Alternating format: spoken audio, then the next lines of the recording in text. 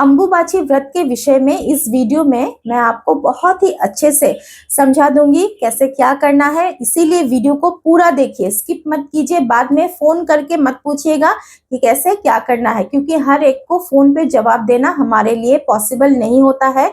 Video पूरा बनाया हुआ है, फोन नंबर इसीलिए दिया गया है ताकि अगर आपको कोई तंत्र से या फिर एस्ट्रोलॉजी से जुड़े हुए समस्या है और वो समाधान आप हमसे करवाना चाहते हैं, तभी इस नंबर पे आप फोन कीजिएगा। अन्य किसी जानकारी के लिए तथा मंदिर की सामग्री, कामाख्या मंदिर से जल, कपड़ा, लाल कपड़ा और सिंदूर कैसे लाना है आप हमें दीजिए, इन सब के बारे में पूछने के लिए फोन मत कीजिए। क्योंकि माँ का, कामाख्या माता का जो ये सिंदूर है, वस्त्र है, जल है, ये मंदिर अथॉरिटी का सामान है, जहां आपको जाके ही प्राप्त होगा। हम ये चीजें प्रोवाइड नहीं कर सकते हैं। नमस्कार, जय मां कामाख्या, हर हर महादेव। अंबुबाची व्रत के विषय में आज इस वीडियो में बात करेंगे।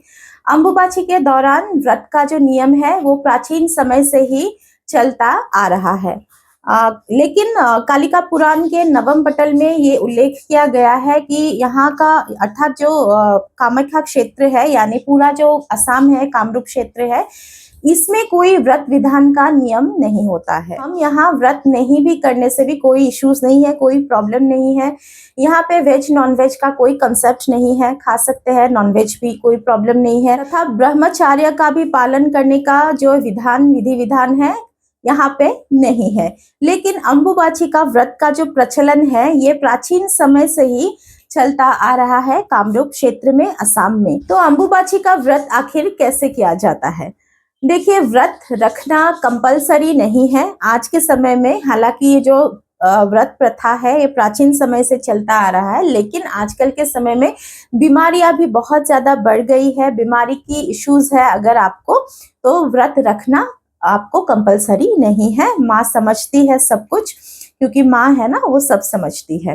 तो जो लोग फिजिकली फिट है वही लोग जो है व्रत रख सकते हैं।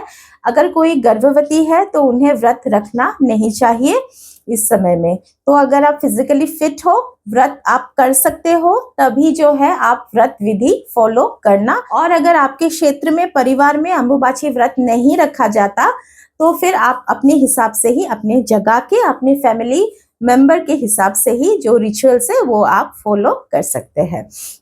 तो अंबुबाची का जो व्रत है ये 22 जून से 25 जून तक रहेगा। 26 जून को व्रत का पारण किया जाएगा। अंबुबाची जो है इस साल 22 जून को रात लगभग आपका 9:10 पे शुरू हो रहा है और खत्म होगा, अंबुबाची निवृत्ति होगा 26 जून सुबह 9:33 पे, अर्थात 9:33 AM पर।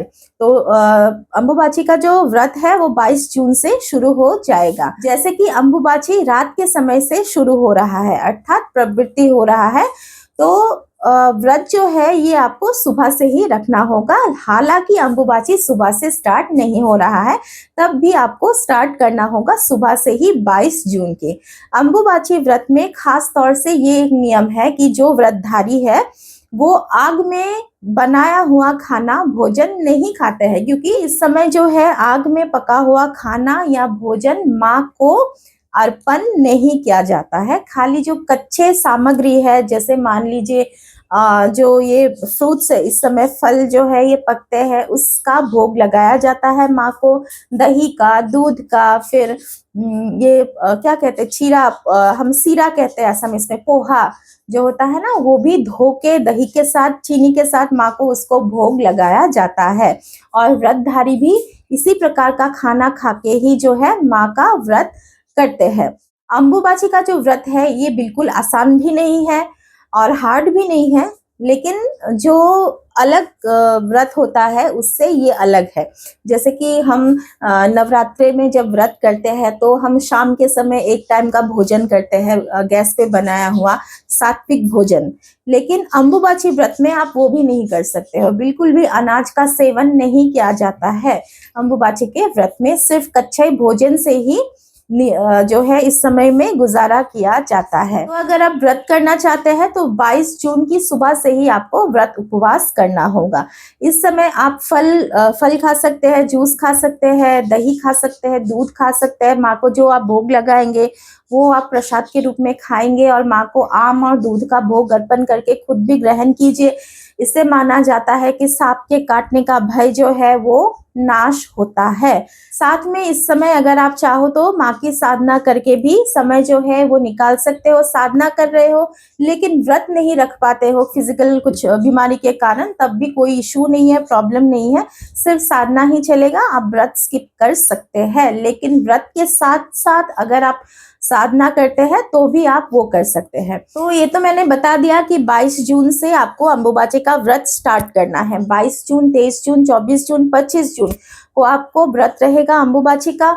उसके बाद जो है 26 जून की सुबह 9:33 होने पर माँ को आपने अगर ढक के रखा है तो जो कपड़ा है वो हटाना है, आपको मंदिर की साफ सफाई करना है, फिर माँ की पंच उपचार से पूजन करना है। उसके बाद जो है माँ को आप पका हुआ खाना, उस समय अगर आप खीर का भोग लगाते हैं ना तो माँ बहुत ज्यादा खुश होती है, ऐसा माना जाता है। दूध और चावल तथा चीनी मिश्री के साथ, ड्राई फ्रूट्स के साथ बना हुआ खीर आप माँ को भोग लगाइए 26 जून की सुबह 9:33 के बाद। उसके बाद आप खुद भी माँ का जो भोग है अर्थात जो खीर आपने बना के रखा है, या पूरी भी बना सकते हो, आप खिचड़ी भी बना सकते हो, तो वही भोग खा के ही आपको व्रत का पारण करना है। तो ये जो समय है 22 से 25 जून का जो व्रत का समय है ये बहुत टफ होता है। तो इस समय में मान लीजिए कभी व्रत आपका खंडित हो भी गया तो तब क्या करना है आपको। मान लीजिए आपने बहुत एक्साइटेड होके 22 जून को व्रत रख लिया, 23 जून को भी रख लिया, लेकिन किसी कारण से आपका व्रत अगर खंडित हो जाता है तो क्या माँ नाराज हो जाएंगी, हमें पनिशमेंट देगी, हमसे गुस्सा करेंगी? अगर आप ऐसा सोचते भी है तो बिल्कुल भी नहीं है ऐसा, क्योंकि देखिए माँ सब समझती है और जो हमारे बॉडी में, माइंड में जो चल रहा है माँ सब जानती है। इसलिए माँ को त्रिपुर सुंदरी कहा जाता है। माँ कामाख्या जो है वो खुद ही त्रिपुर सुंदरी है, ललिता महा त्रिपुर सुंदरी, और उन्हें ही षोडशी देवी कहा जाता है, माँ राजराजेश्वरी को। तो इसीलिए मैं कह रही हूँ अगर आपको मान लीजिए व्रत आपका खंडित हो गया बीच में, तो कुछ ना कुछ आपको जरूर ये मतलब एक चीज रहेगा कि माँ नाराज हो जाएंगी, मैंने गलती कर दिया। तो इससे अच्छा ये है कि आप पहले से ही ये देख लो कि अगर आप फिजिकली फिट हो कि नहीं व्रत रखने के लिए, क्योंकि बिना व्रत रखे भी आप जो है साधना कर सकते हैं, माँ की पूजा आप कर सकते हैं। और बिना खाए पिए जो व्रत का सिस्टम है उससे बहुत अच्छा व्रत का जो नियम है वो ये है कि अम्बुबाची के दौरान आप इस प्रकार से भी व्रत उठा सकते हैं, व्रत कर सकते हैं कि किसी के बारे में आपको बुरा नहीं बोलना है, किसी के बारे में आपको बुरा नहीं सोचना है, चाहे वो 1000 आपके दुश्मन ही क्यों ना हो। किसी के बारे में गलत शब्द, अपशब्द आपको नहीं निकालना है। किसी को अगर आप देख के आप थोड़ा सा भी जेलस भी फील करते हो तो वो भी नहीं करना है आपको। ईर्ष्या का त्याग करना है तथा इस समय में उपवास अर्थात व्रत जिसे कहा जाता है, उपवास यानी एक साथ रहना, किसके साथ? माँ के साथ, माँ कामाख्या के साथ आप उपवास करेंगे, माँ के साथ आप रहेंगे। तो व्रत का, उपवास का अर्थ एक ये भी है कि माँ के साथ रहना, कनेक्टिविटी बनाए रखना, ये भी एक व्रत है जिसे उपवास अर्थात उपवास कहा जाता है। तो दिन के मैक्सिमम जो समय है माँ के साथ आप उपवास करने की कोशिश कीजिए, वो ही असल में जो व्रत है वही होता है।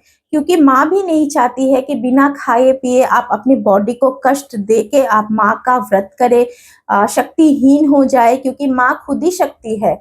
माँ जो है हमारे कुंडलिनी में शक्ति के रूप के हिसाब से हमारे ब्लड में प्रवाह होती है। माँ शक्ति है, प्राण शक्ति है, प्राणदायिनी शक्ति है। तो माँ कभी नहीं चाहेंगी कि शक्तिहीन होके आप माँ की उपासना करें।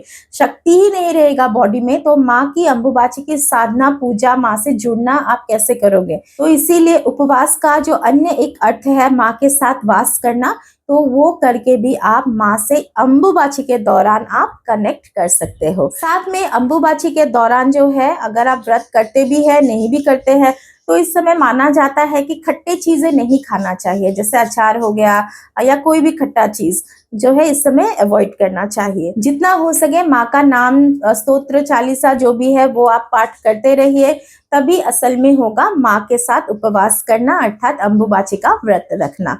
तो आशा करती हूँ ये जो वीडियो है आपको अच्छा लगा। वीडियो अगर आपको अच्छा लगा तो वीडियो को जरूर आप लाइक कीजिए। चैनल पे आप नए हो तो चैनल को सब्सक्राइब कीजिए। तो चलिए अभी इस वीडियो से विदा लेते हैं, मिलते हैं अगले वीडियो में। जय मां कामाख्या, हर हर महादेव।